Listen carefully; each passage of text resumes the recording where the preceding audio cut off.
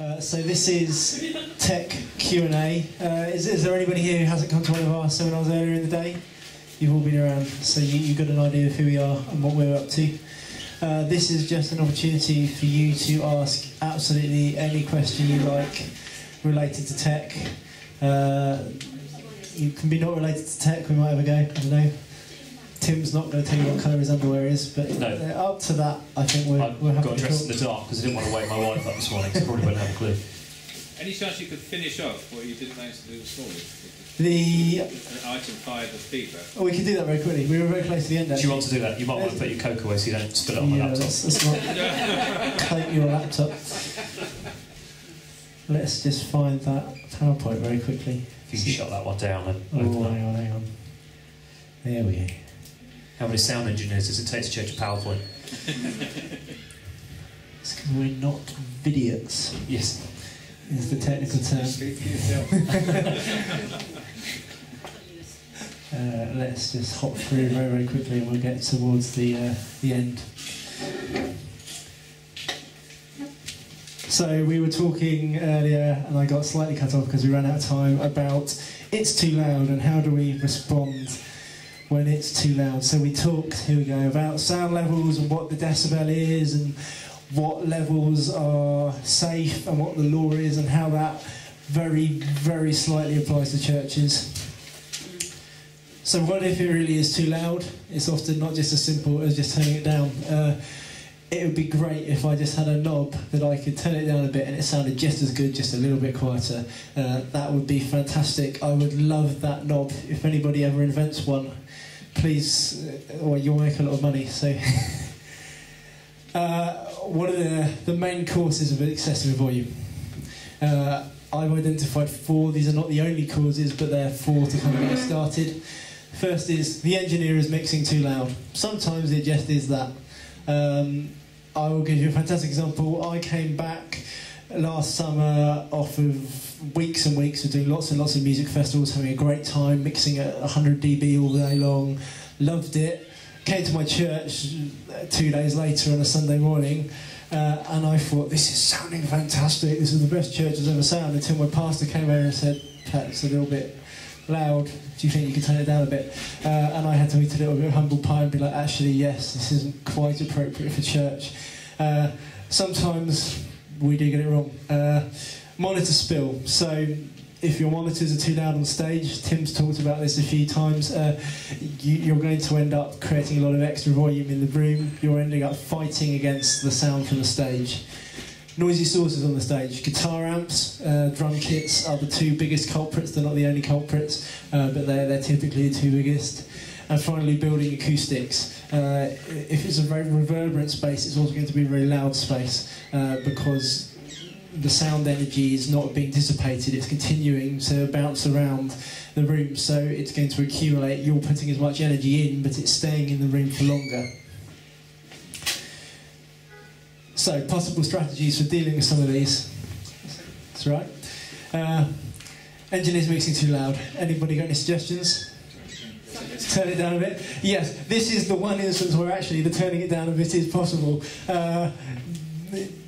Convincing your engineer to turn it down a bit can sometimes be a bit harder. But a good engineer should be willing to eat a little bit of the humble cake and say, you know what, yeah, I can turn that down. Can you take that down on the gain top? You can turn it down. There are various places. I would suggest the place you need to be doing that is on the channel faders. If you're really stuck in a quick fix, you could pull the master fader down a little bit. That's being slightly naughty with your gain structure, but it's a quick way of doing it. Yeah. You could pull your gain down, but it's probably not the gain into the desk that's the problem. It's what you're doing with it after that point. Also, remember when you turn the gain down, it's going to affect the monitor mix that you've done for your band. Yeah. So it's always best to use the fader. Once you've set the gain, leave it. There's another question here. It's more of a statement, really. We often get people saying it's too loud and somebody else saying it's too quiet. Yeah. So we've got a system where only the church wardens can say. Yes. This is a real problem, particularly in churches. I don't think ever in my professional career had anybody come up at a non-church event and say the volume is wrong. or certainly not a random member of the public. Sometimes the organisers or people who actually have some authority in it will come and give me a bit of feedback, and that's fine. But you wouldn't normally, at a normal concert, expect somebody just to walk up to the sound man and say, "Oh no, that's too loud." In church, everybody, for some reason, feels that we all can give our 2 pence, and that's cool. And you get that situation where one person thinks it's too loud, another person thinks it's too quiet, because it's all subjective. People are all looking for different things. It's very, very hard. I would suggest that you need to be working very closely with your church leadership on this. So, as you say, if your church wardens are coming to give you some input, or your vicar or your pastor, or however your church structure is, I think that's good. I think that's helpful. I think it's really positive to have a two-way communication with them about it. I will, when I'm mixing in my church, often be talking to those people during the sound checks and during when the band are rehearsing, and actually communicating with them. I will make a point of going over to talk to them and say, well, what do you think of the level this morning? Because they are really an important authoritative figure. I will not have that conversation with Joe Bloggs, who's been in the church for 2 weeks and has decided to come over and give me the...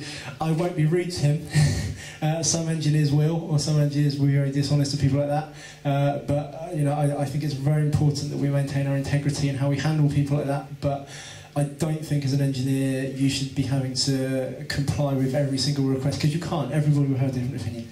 My church have 4 main adult services on a Sunday, and they get progressively more contemporary as the day goes on. Well, loud, yes, potentially. We, over very long periods of time, we set in place guidelines for which the main mix should be. So for the very early 9 o'clock service, it's very early for me anyway, for the... Okay. Yeah, we basically have a sound pressure meter at the desk, and each service has a level, and they shouldn't exceed that level. So one of the best ways to do this is to have agreed levels that you mix to, because then there is a benchmark, and if anybody's complaining, you can say, well, this is what's been agreed with the church leadership. Now, you can do that, as Tim does with a sound pressure level meter. You can get away with doing a very cheap sound pressure level meter, as long as you realise that actually what it says isn't necessarily really what the level is, as long as it's... We've measured, and when this level says it's 90, we think that's the volume. That's great. Some churches do that. That's very prescriptive and restrictive, and not everybody likes that. In my church, we just have more of a generic... We've had this conversation with our leadership. We've all worked out where, as a group, we feel the level should be. And it's not a specific number that I'm reading off a meter, but there is a general threshold which we all kind of have an appreciation of, which we think this is about where we want to mix it to. And some weeks it'll be a little louder, some weeks it'll be a little quieter, but we're vaguely within agreed limitations. So when you're doing a sound checks, there's usually no congregation there. Yep. And it's completely different when there's a good congregation. So it will always be a little bit louder in your sound check, because your the best sound absorptive material there is people. You know, if you want to acoustic treat your building for cheap, just get more people in it. And hang them from the walls. And hang them from the walls. It's fantastic. I tell you what, I learned something really cool a while ago about cinemas. And you know, in cinemas, the seats are designed to have exactly the sound absorbance of the average human body, so that whether or not there is a person sitting in them, it doesn't change the acoustic. We need to start doing that in church. It would be amazing. We should do. I wish people would. It doesn't stop people from talking in the cinema, though, which is a real frustration. It's a shame. These are some ideas. Let's give you a monitor spill. How would we deal with monitor spill? Any suggestions? Turn them down. Yes. Well, we've just been doing all of this in the main hall to an extent. There have been a lot of questions about it. Some of this is a two-way conversation with musicians. What a musician needs and what a musician wants or thinks they need are often not the same thing. You need to have a sensitive and respectful conversation with about that. If what is coming out of their monitors or what is coming out of their amplifiers is too loud, you need to be able to communicate with that with them. And it's about having that conversation in the right way. If you're just saying, no, you can't have it any louder, you're being very obstinate, you're being very difficult, they're not understanding that. Whereas if you're saying, actually I need that to come down a bit because it's causing me all these problems in the room and it's ruining the sound and the congregation aren't going to get a positive experience. Most worship musicians will appreciate that. Most worship musicians will be like, oh, actually, okay, we'll work with you on that, because they understand that what you're trying to achieve and what they're trying to achieve ultimately are the same thing, and you need to work together. Another good example for monitor spill is in-ear monitors. The difference, a wedge, big chunky loudspeaker, the musician can hear it but so can everybody else. An in-ear monitor is a little headphone, sits in your ear, nobody apart from the person who's got those headphones in can hear it. In-ear monitors are fantastic if you've got the budget to do them properly, and this is the real sticking point, and they've become very popular, particularly more with the contemporary churches in recent years, because a lot of the big kind of iconic churches in that field are doing this. So you look at Hillsong and you look at HTB and you look at Soul Survivor, and they're all doing this in-ear monitor thing, and everybody wants to emulate it, but nobody else has got the budgets to be emulating it in quite that way. In-ear monitors, there are levels to which you can go to this. Some people do a complete bodge where you have a little headphone amplifier and you put your iPad earphones in. I don't think you're going to get a very good result doing that. I think you're better leaving that alone. Practically, to do in-ears properly, even if you were going wide, so without thinking about the wireless, without thinking about the radio stuff, you're probably looking at about £300–400 a set to do it properly. Yeah, plus the headphones. Plus the headphones. If you're going wireless to do it properly, you're looking at £750. Yeah, £750 a set. And remember, every musician's going to want these. Now, sometimes you can almost have a hybrid. Not every musician has to be on in-ears. Sometimes you can just put certain musicians on in-ears. I think probably the best thing is if you've got any more questions about in-ears, we'll do them in the question and answer session in a second. Yeah, for me, I've worked as a sound engineer with both and as a musician with both. Technically, it takes so much longer to get an in-ear mix correct, because when you've got a wedge on the floor or even a spot monitor on a stick that I'm listening to, I can hear my amp and I can hear the drums and I can hear the keyboards naturally already. But when I've got in-ear headphones in, all I can really hear is what's going into my headphones. So now my amp that's only 3 feet away from me, I can't really hear it anymore, so I have to have that put into my ears. And the drums that are behind me or to the side of me, depending on if I listen to Andy, now they have to be fed into my mix as well, and it takes so much longer. So whereas in the days where you need the ability to be able to do that. If you have a little mixing desk with 2 aux mixes, you can't do in-ears for more than 2 musicians. Yes.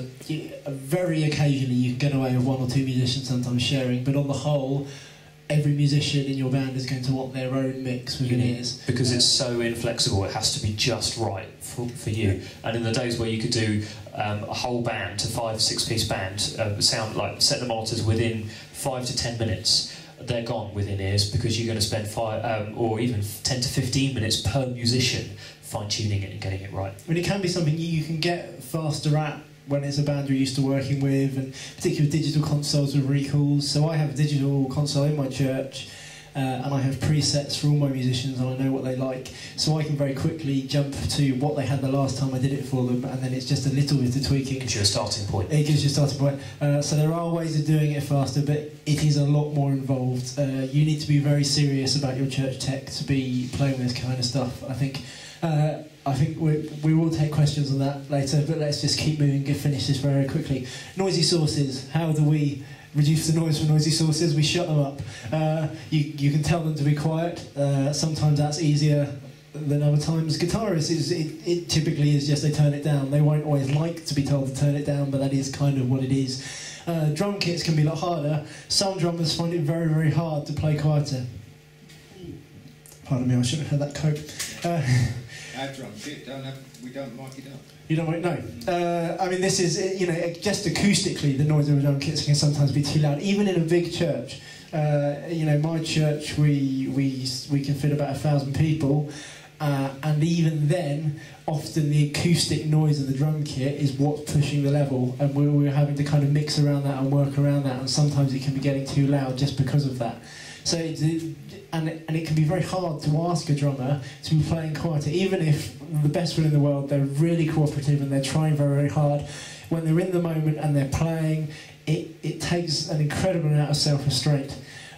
So if that is your problem, one of the best things we can do is actually isolating the sources acoustically. So you can get drum screens, can have a great effect, or what we even see sometimes now is complete drum booths, where you've almost completely isolated that source. So from outside of the booth, you can hardly hear the drum kit at all. It's not for everyone. It's not the perfect solution. If you're doing that, you then need to be close miking the entire drum kit and putting all of that back through your system, so it also becomes more involved for the sound engineer and has a bigger tech requirement. It can be a good solution. You can do similar things with things like guitar amps, particularly if you're using in-ear monitors. Your guitarist no longer needs their amp on stage. It could be behind the stage, under the stage, it could be in a completely different room.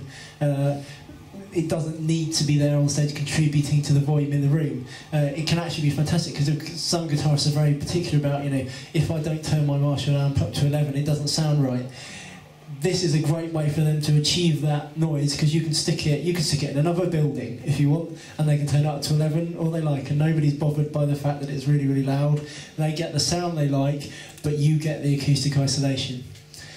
Building acoustics, what can we do about building acoustics? Tim talked about this earlier. As acoustic treatment, there's things about how you match your system to your room. There's a lot of different things we can do with that.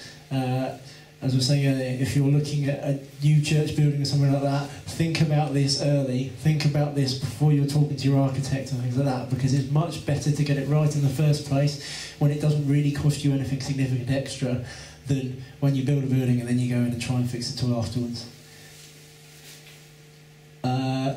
Just a few important considerations. Deal with complaints humbly and sensitively. The number of times I've seen engineers in churches not handle this in the right way, particularly, I do think it's quite rude if a member of the congregation comes up and says to me, oh, I don't like this, I don't like that. You know what, that's insulting. I think that is out of order, but it's on me not to, just because somebody's crossed that line doesn't mean I need to cross it back. Let's just really focus on how we deal with that, being honest and sensitive and humble. The more you do that, the better you'll find your interactions with those people are. Working with worship bands and church leaders, this is not something you can achieve by yourself. You've got to be working with other people. It's all about compromise and conversation, and about everybody working together and identifying what are the priorities and what do we need to do to achieve that.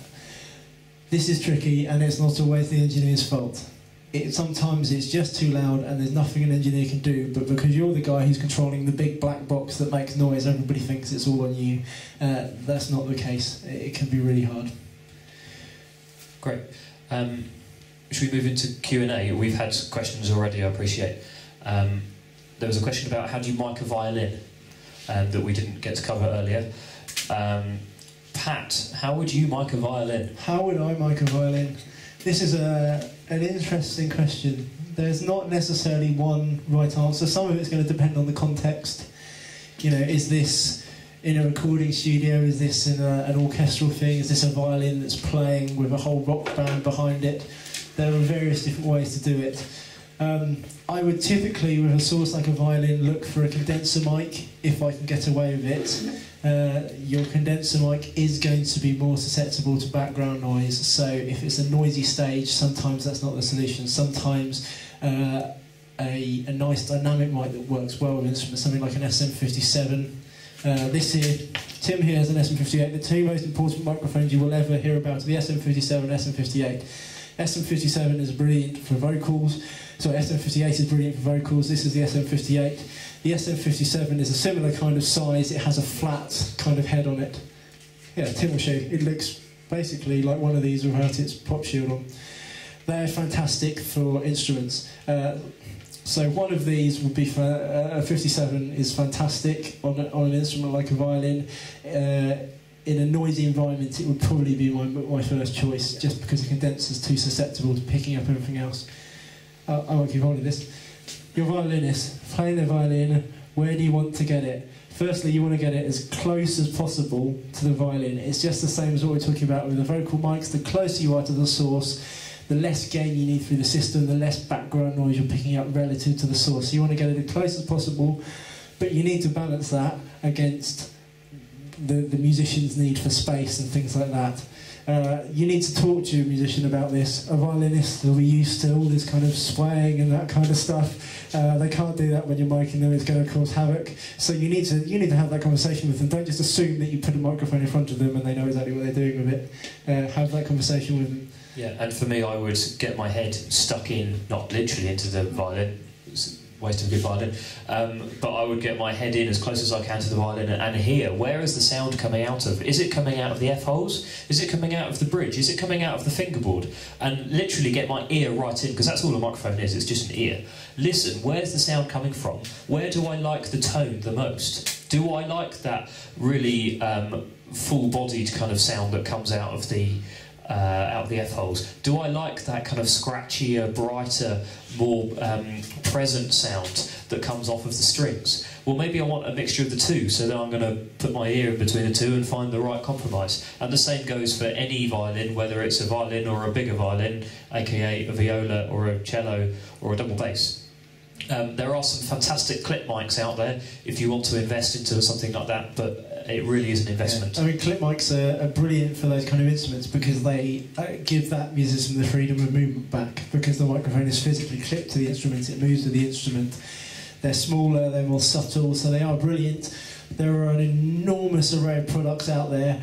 Most of them will not be right for any one instrument. It is, as Tim says, it is an investment. A decent clip mic that's going to work well with an instrument like a violin is not cheap. You can't go to Maplin and pick one up for 50 quid. You would be better. I mean, it's worth talking about actually musicians and having their own microphones and stuff. This is something you sometimes find in churches. Some vocalists like to have their own microphone, particularly musicians who would have like an instrument like a violin that might be mic'd up. It's great if they've got the right microphone that works really well. Unfortunately, 90% of the time they don't. I used to have a worship leader who sometimes came to my church who had got onto this whole, I see these, like Tim Hughes goes around with his own microphone, I should have my own microphone. But they went and got their own microphone and they bought something for like 25 quid off eBay and it was a piece of junk. You know, it was great for them because they thought, yeah, I'm really cool, I got my own microphone, I look really fun to all the techies. And actually we were just like, I wish you just used the SM58. I've got a violinist exactly like that. They've got their own pickup. But the way they treat it, when they come in, it's dangling on the end of the wire, and then they perhaps, and then they walk away, and it's. I suggest communicating with them at gunpoint. Yeah. No, the real solution to that it's about communicating with them and explaining. A lot of the problem is you can't just say to somebody, no, you can't use that, it's rubbish. What you need to actually explain to them is why it is wrong and why another solution is better. It takes more time, but actually it takes less time to have that conversation once and to one than it takes to have a less comprehensive conversation 100 times and to get a rubbish sound every time. Yeah, the violin is probably more difficult than most because you're not going to get a violinist just keep still, are you? So there are ways of doing it. Timed, yeah. Sometimes you need to work on the basis that, okay, they're not going to stay really, really close to it all the time, but maybe if I put the microphone a little further away, the general distance they're going to move from it is not going to change too much. There are different ways of placing a microphone. More of a condenser mic to do that, though, wouldn't it? Rather than you're not talking a long distance away. I mean, there is a bit of talk about condenser mics are good for distance, dynamic mics are good for close up. That's not quite true. It's more just that you tend to use condenser mics more for those purposes, but tend to be more distant because of other properties of the mic. They give you better top-end presence and sizzle, which you're not necessarily going to notice when you've got half a dozen other musicians playing at the same time. I've got a condenser mic that's got two ends. One's a long one and one's a short one. The longer one will be designed for more distant pickup, and the shorter one will be for a closer up pickup. But you can't get away from the fact that the closer you get to the source, the stronger a signal you're going to get. There are all sorts of cool things you can do when you take microphones to pieces and stuff. So an SM58 is just a, you know, it's not really got any kind of variations, but so as long as you're confident that you can put them back together again, never be afraid to play with these things a bit. They're great fun to open up. You have to be brave. Should we? I'm conscious of time. I don't want to eat up everybody's time. Any questions? How do you mic up a flute? Exactly the same way as I would a violin. I'd get my ear in and I'd hear where the sound's coming from. I use an SM57, and there's, I'll give you a clue. The sound doesn't come out the end. It's that way, isn't it? It's worth understanding a lot of these instruments. Learn a lot as you can. You know, don't. Sometimes there are a few people here I know from earlier who are kind of primarily techie people. Me and Tim are both musicians as well as techie people. I was a very serious musician before I ever got anywhere near any of this. I think that's very important. I think to achieve the most as a sound engineer, you really have to understand music and you have to understand the instruments. And that just, if you're a technical person, it doesn't mean you can't learn that kind of stuff. I have one of my best friends, a guy who taught me more than anybody else about sound engineering, is a complete and utter straight-up nerd. He's got no social skills. He's got no artistic or kind of creative ability. He's a very, very technical person. He understands things in terms of numbers and graphs and that kind of thing. But he realised very early on when he started doing sound engineering that if I want to get good at this, I need to understand music. So he went and he's done his grade 8 music theory, and he studied all sorts of stuff about kind of musical instrument acoustics and things. And so you can kind of understand that creative side of it from a technical direction. If that's the way your brain works, don't fight it, just find ways of making it work. But really do try and understand these instruments. You know, the place that the sound comes out of a flute is around the mouthpiece, not the hole at the end. That's not immediately obvious to somebody who doesn't understand a flute. And speak to the instrumentalist as well, because they will have the best understanding of anybody about how that instrument works. Most of the time. Yes, please. In the previous session, you went from a handheld to the wired mic, and the sound was fairly muffled and not very pleasant, and you did something which made him sound a lot better. The sound, first of all, was coming out of the monitors, not out of the main PA. Okay. So, of course, the monitor is pointing at the back up the chancel rather than out into the nave where everybody sat. So all I did was I pulled the sound out of the monitors because they don't need to hear themselves talk, and then I just pushed it up in the main PA. Some of it's an EQ thing. I mean, there were quite a few questions earlier in Tim's session when he was talking about EQ. We can't give you a comprehensive guide to EQing everything ever. There are no specific rules. There are guidelines and pointers you can get, but the main thing is just to play with it. You know, when you first start doing sound, you know, a lot of people have no concept of what is 100 hertz, what is 1,000 hertz. These are very kind of abstract numbers that we start applying to things that we don't really normally think about in that way. And the more you play with it and the more you get used to it, the more you will learn. So, you know, I can listen to a sound and I can go, oh, about 250 hertz probably needs to come out of that. It's because I've been doing this for years and I've lived and breathed it, and I've developed that critical listening skill. I'm able to listen to a sound and pick out a number. What you will probably find is that you can't do that, but you just need to practice listening critically and identifying, you know, even if you can't think about it in terms of numbers, think about it in terms of what do I think, you know, what element of the frequency range about this sound. Like if I trebly or is it bassy? Is there too much bass? Is there too much top? Is there something a bit funny and there's one in the middle?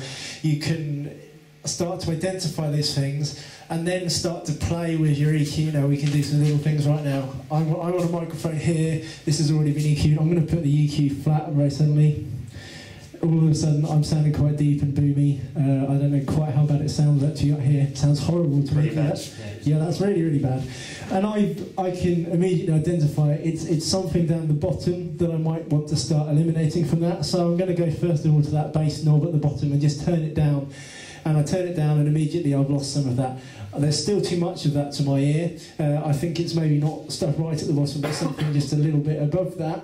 So we go to the next section. If we remembered on Tim's graph earlier, you've got a volume and you've got a frequency sweep. One thing that's really good to learn is you could just turn that volume right down. That's probably too much. And then you can just play with that frequency sweep, so you can hear, as I move it, that cut is moving about different points in the frequency spectrum. And the more you practice with that, the more you will learn, actually, whereabouts do I want to make that cut in my voice. So I might go, oh, hang on, well, I found it. This is, now I've taken too much out, but I think I found that frequency that's causing me problems. So I'm just going to put a bit more of it back in, and now we're starting to sound a bit nicer and a bit natural. And then I can go and look and go, oh, that's about 230, 240 hertz. Now, I could have told you that beforehand, because I'm practiced and I've been doing that a lot, but you will get there the more you do it. And the only way to do that is to practice. Yeah, I was going to say, a musician practices scales, and they're very kind of, well, they should be very regimental about how they practice. It should be the same for techies. We should practice. I did a big gig for my church a couple of weeks ago, and I spent 3 nights at work in one of our training rooms with a full band recording, coming back into a desk, and I just spent probably about 10 hours worth of mixing practice, because I was so out of practice because I hadn't done it long enough. That I just put myself back into those shoes, and how do I get that compressor rocking, and how do I group things again, and how do I want to lay it out for this particular event? And it's just practice, isn't it? And another quick tip, something that I find when you're playing the EQ, if you're learning frequencies, you're having trouble with frequencies, listen to the sound and kind of identify that frequency. So a minute ago it was that kind of ooh, ooh. I'll put it back to how it was. So there's that kind of ooh, ooh. I can hear that as I'm talking. That's the frequency that's really dominant. If you're struggling to find it by cutting it and sweeping it, the really easy way to find it is to boost it. If I turn the volume up at the bottom end, now this sounds really, really horrible. If I sweep through, and I just keep talking as I sweep and I sweep and I sweep, oh, there we go. You can hear the sound is getting a lot louder because I found that really nasty frequency, and that's a good way of finding those problem frequencies. That's something I still do a lot, particularly with something like an acoustic guitar. Acoustic guitars are a bit troublesome because there aren't so many rules. They can all sound very different depending on the pickup and the guitar and how it's being played. Oh, that's enough on that one. Sorry, Pat. Yes, at the back. Our church is structured in such a way that the front seats is in an open space, and the back seats are underneath a balcony. Okay. And the balcony is quite low. I just wonder, where would you position speakers, and how would you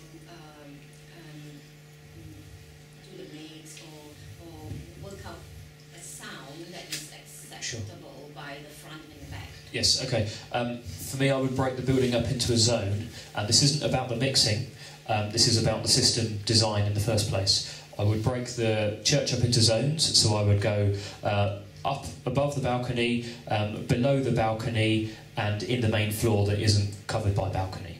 So I've given myself 3 zones straight off the bat there, and then I would try and find a speaker solution that meets each 3 zones in its own way. So the under balcony, I can't hang a great big speaker under the balcony because it's ugly, it's going to obscure sightlines and someone might conk their head on it. So I'm perhaps going to use smaller speakers, but more of them. Whereas in the main church, perhaps I'm, for the above balcony, I'm going to fly something right into the ceiling and point that at the balcony to cover them. Maybe I'm even going to then start to break the balcony up into left and right hand sides and the back, and I'm going to start to build it that way.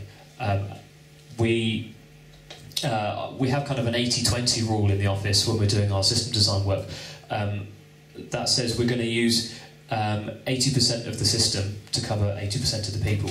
That other 20% that we're looking for, we're going to supplement with other fill speakers. They might be under balcony fills or over balcony fills or front fills even. If this main system's doing all of that but missing the front 5 rows, then I'm going to look at a front fill system. So I would break it up that way. Does that help? Yeah, the speakers underneath the balcony, would you put it right at the back? No, I would put them in a direct line from front to back. So if my stage is over there, then I want to keep my speakers within that line. The problem with having sound coming from behind me is my ears can detect very acutely that the sound's coming from behind. You could argue, as long as you hear the sound, it's fine, but really I would try and pull the speakers forwards, so psychologically I think that all the sound is coming from the front, if I can, wherever practical, of course.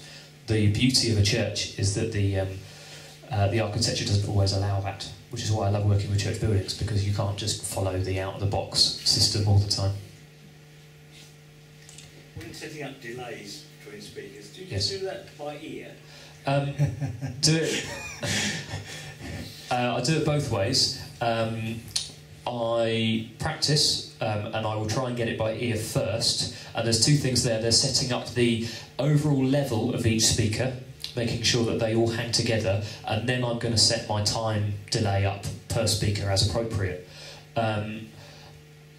Once I've done that, if I'm feeling particularly fussy, or if I've got enough time, I will then get a measurement mic out and start doing impulse response measurements of the system to absolutely nail the time alignment. Yeah, I think I maybe have a slightly different approach to him. I would start by doing a little bit of maths or taking some measurements. Yes, there is that. You need to, very simply, what you want to do is you want to identify the crossover point, the point where you move from listening to that first set of speakers to the point where you listen to that second set of speakers. That point, you want the level from those two sets of speakers to be the same, and you then want to identify the difference in distance, which you can do all sorts of ways, but the easiest thing to do is just to get a laser measurer. So stand in that point, measure what's the distance to the front of that system, what's the difference to this system, and then delay it mathematically based upon that time. That will never quite be right. That's the point where you then want to start using your ears, and then if it was an installed system, I think I would then start playing with some impulse response tools, as Tim said. If this is a one-off system, it depends on the time, it depends on how much we've been paid. Yes, yeah. If we've got 2 days to build a system, for example, we did the Soul Survivor Big Top, for those of you who've been in the summer, that we spend about 2 days just fine-tuning that system. Just to get it absolutely right, because there's 12,000 people listening to it. It's got to be spot on. If we've got 2 hours to do a full setup from we empty the van at minute 1 and then 2 hours later the band are arriving, we don't always have the time to get the time alignment absolutely perfect, so we will do the absolute best we possibly can with the time available. I mean, if you're, as a rule of thumb, if you're completely on the fly trying to guess something, sound moves about 1 foot per millisecond, so you can do the maths from there and work something out that's in the right kind of ballpark. That's 3.3 milliseconds per metre if you're a metric person. Yeah. 340 metres per second. 43. Yeah, well, I'm rounding up. Can I ask a question? Yes, please. It's to do with in-ear monitoring, and mainly because we have a keyboard player that insists on all he needs to hear is keyboard, and more keyboard, and more keyboard. So we end up with more volume coming off the stage than what we have in the house. And the only compromise we can come up with is to actually go over to a combination of in-ear monitoring and... Sometimes you can almost find a kind of halfway in that he doesn't need to just hear keyboard, of course he needs to hear some other things. You could go in ears if you can practically manage the channel count and you can afford to do it that way.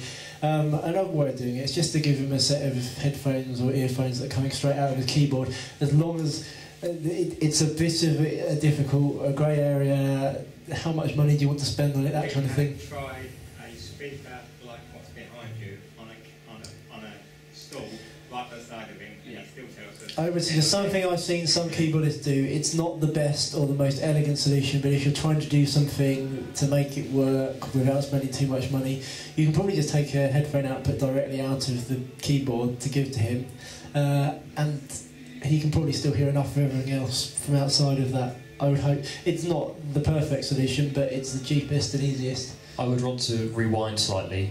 There are 2 challenges. There are technical challenges and there are practical challenges. You cannot solve a practical challenge with a technical solution. If there is, for example, the one I use all the time, if the snare drum has got a horrible ring on it, you cannot EQ the ring out. In the same way that if you have a vocalist who can't sing in tune, you cannot help him or her to sing in tune with the desk. If you have a keyboard player who insists on being too loud, that's a practical problem. Technically, we can look at in-ear solutions, we can look at isolation booths, but really we need to solve this problem at its source, and that is the keyboard player. He needs to be pulled to one side in a very pastorally sensitive way, of course, and encouraged. He's the head of worship. Oh, well then, then you need to go higher and start talking to church elders and church leadership. It's a very difficult one, and I can empathise with you. When I was growing up, there was a lady who would sing, who was an opera singer, and she had two settings. She had not singing or singing really loud in opera, and that was fantastic in the choral work, and it worked really well in the big choirs that they put together for Christmas. But when she was leading the singing and her husband was on the sound, which voice could you hear more than any other? It was hers, and unfortunately she didn't quite have the right voice for it. So technically, nothing wrong with that, but practically, or more importantly, pastorally, the challenge was a people problem. Okay. And if we did go down the route of monitoring, would you say the more money you spend, the better the equipment? Or? That's always going to be the way, I'm afraid. In monitoring, it's really hard because it's fantastic, and if you have a church with the right... tell me a bit more about your church. How big are you? We're about 200 people. Okay, so a good-sized church. Yeah, the problem is that we used to be this way and we turned sideways. That's very fashionable at the moment. The problem is that we have a worship team there, a speaker there, and because we had 4 speakers, we've got speakers there. The left-hand side of the church with the worship team and the foldback tends to be louder than this section, so that creates one problem. Without the overall volume that's coming off the stage, because people... I would suggest a church of that kind of size, in-ear monitors is not a ridiculous investment, but sometimes it can be very hard and political to get people on board with actually spending the kind of money on it. It's spending money on tech's really hard, but I completely understand this, because to me, the church shouldn't be spending money on sound equipment. That's almost quite self-indulgent. The church should be spending money on mission and caring for every loudspeaker I buy is 100 homeless people I'm not feeding. It's that there is a real challenge there, and it's very hard to work out how we manage that. It's a conversation that needs to go very high up and very low down. It can't. Sometimes you'll get somebody in a senior position in church who loves this and then wants to spend lots and lots of money on that, but actually can create a lot of resentment and things in the congregation. Something I've talked a lot about on in events in the past, we've not really touched on it here, is how do we actually finance tech in our churches and things like that? We are fortunate, we are given a budget. Not every So year, but you're given a budget. You want to give us some inkling as to what that would be, or you don't have to answer that question? Like this year, because we knew frequency laws were changing from the point of view of microphones, last year I approached the BCC and said we may well have to buy 4 new microphones at a cost of £500 each.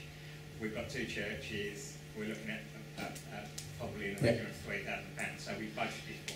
As it is. So that's a fantastic position to be in, because there are so many churches you can't even get that. That's such an eminently obvious practical conversation. But we wouldn't get that each year. But you wouldn't get that, yeah. It's hard. As I say, in-ears are amazing, but they cost a lot of money.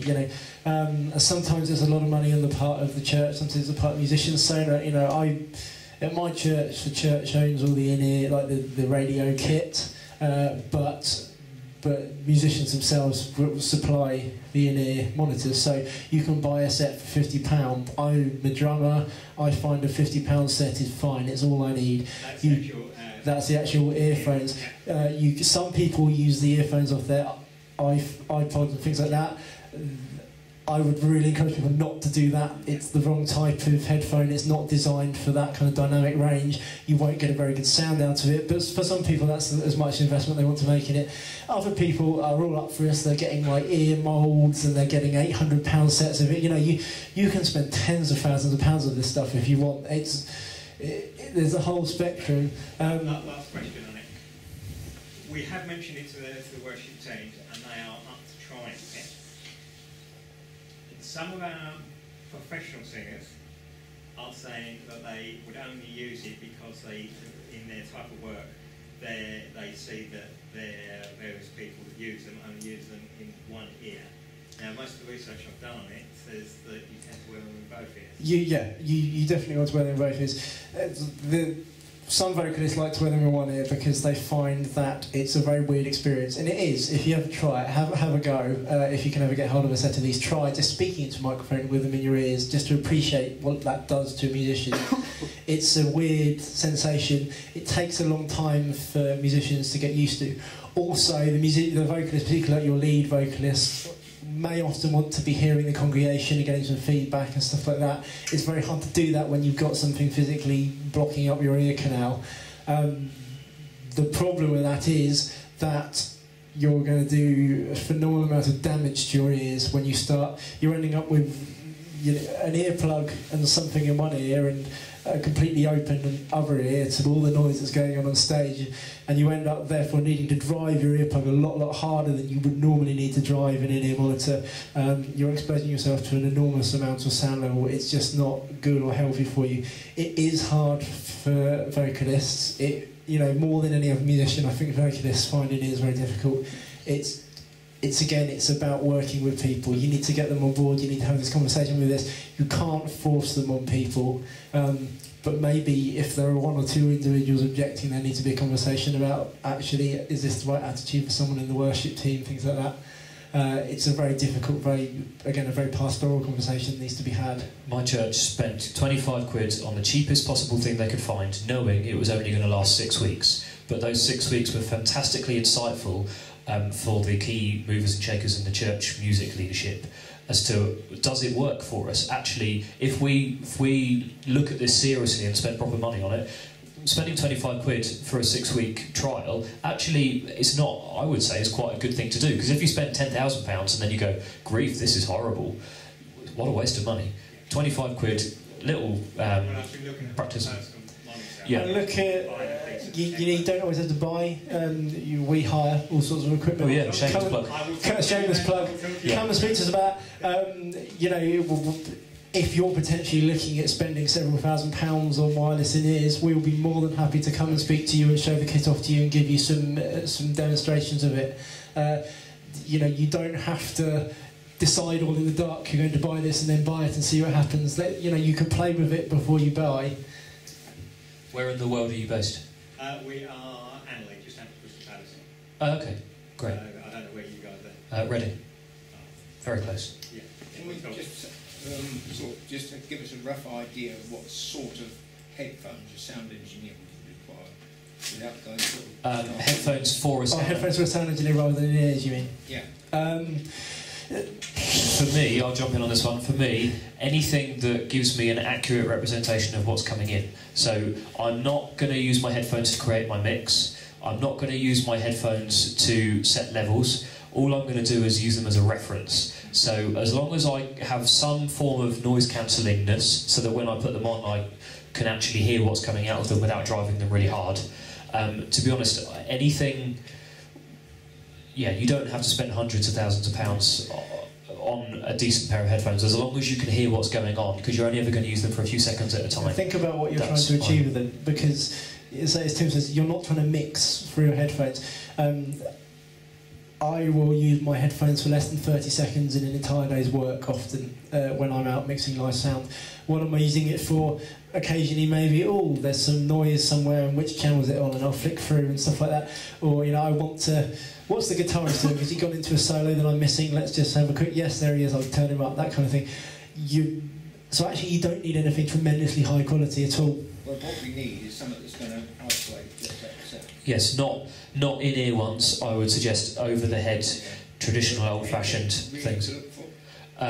You can't go wrong with Sennheiser HD25s. I think they're about 25 quid, somewhere around that. Sennheiser HD25s, they're very reasonable. You can spend a lot more money than that if you want. I know engineers that do, but do they get any more benefit out of it than I do with a £20 set from Roland? I don't think they actually do. But they are far cooler because they have the most up-to-date fashionable thing at the moment. Yeah. And that's what it's all about. Yes. Sorry, just a quick question on phantom power, if I may. Yes. We tend to leave our phantom power on all the time because the musicians change around all the time. Is there anything that can do any harm? No. Phantom power is a 48-volt voltage sent up a line. It's designed to power things like a condenser mic or a DI box which require power.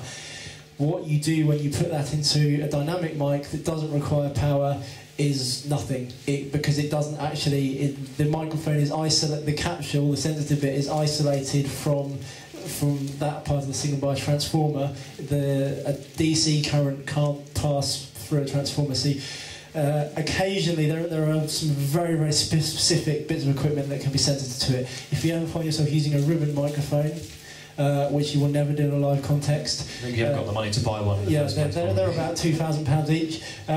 You need to be very careful. You can do a lot of damage by powering those. Sometimes some very, very cheap dynamic mic. If you buy a £5 mic from Maplin, occasionally the way they're wired is a bit weird. But as a general rule, you're not doing any harm to anything. But guitar amps, you're not going to... No, not at all. Do all DI boxes need phantom power? No, it varies. The good ones do. That's not entirely true. I'm gonna kibosh that statement. No, not all of them do, and there's no necessary pros or cons to it either way. It's just to do with how the box DI works, what it's doing to convert an unbalanced to a balanced source. Yes. What do you think about you can get plugs where you can plug a jack in and it's XLR the other end? Does that fulfil a DI function? No, they're horrible. It's an adapter. If you're using adapters like that, there are very few specific purposes that they have a legitimate use for. Normally you're using them to do something you shouldn't quite be doing as a bodge fix to... Yeah, I've used them to plug like a guitar would have like a Takamine, it's got some sort of live... The jack out. It'll have a jack out and you want to go into the XLR on your desk or something like that. I put it on the XLR on the stage and then... Yeah. So this is not doing what a DI box does. It's converting so that you can still send the signal down an XLR. It's literally just converting the connector, but it is not turning it into a balanced signal. It is a valid way of doing it, but if you need to run any longer than 6 foot, you're going to notice signal degradation and signal drop. The advantage of a DI box is, as we heard earlier, you have the ability to convert to a balanced signal, so you can run it over a long distance. When you also have the earth switch, so if you have buzzing noises and interference problems, you can flip the switch on the DI box. So, yes, if it works, then there's no reason why not, but I would always use a DI box. It's not the kind of go-to solution. As a get-out-of-jail-free, when you're stuck, go for it. You know, sometimes you just have to find any way of making the kit work. But as a long-term solution, I would avoid doing that. Say, if your sound desk is me to hear, you're probably not going to have any problems with that. But anything longer than that, I would really aim to be avoiding using those kind of adapters. So I've not really answered this question, but to be a true DI box, should it have some sort of battery? A DI box, it doesn't have to be powered, you can get passive DI boxes, but there are some electronics in it which are converting the unbalanced signal to a balanced signal.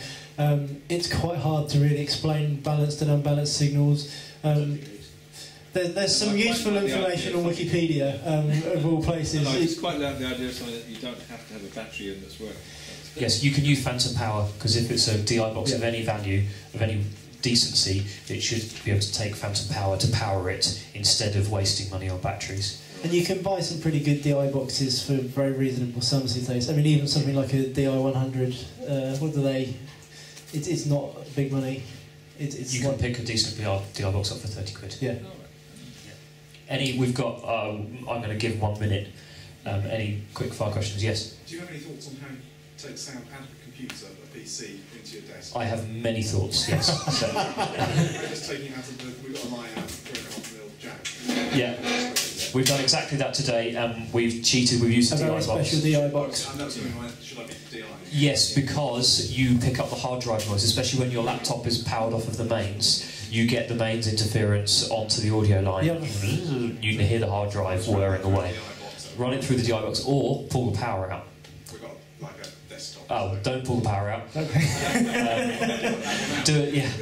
Do it, use a DI box, you can't go wrong with that. The other thing to be careful of is to remember that your headphone jack, which you're probably coming out of, is giving you stereo sound. You need to make sure that you're splitting. If you're going in on like one channel, you can only take a left or a right out of that. If you try and convert your jack directly to an XLR, it's going to do some really weird things. I think we're going into a stereo channel. A stereo channel. You'll be fine. Yeah. Using a line out Yeah. on the PC. Yeah. Yeah, you'll be fine. Great. Okay.